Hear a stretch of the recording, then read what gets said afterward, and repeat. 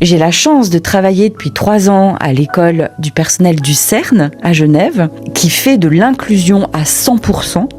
On a donc les enfants en classe à besoins spécifiques qui sont accompagnés par des aides à l'inclusion qui sont formées et qui sont supervisées chaque semaine.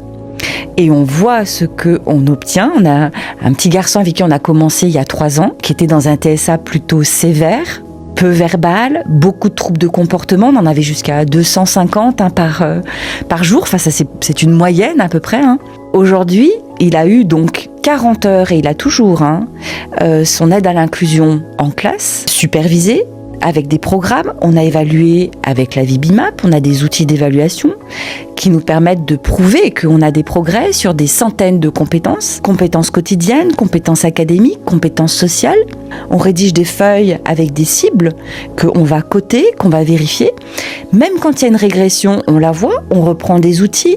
Le résultat, il est juste extraordinaire. On a un petit garçon qui a évolué dans le spectre de l'autisme, qui est plutôt sur quelque chose de modéré, qui parle très bien, couramment, le français, sa langue maternelle, qui n'est pas le français, qui nous dit quelques mots même en anglais.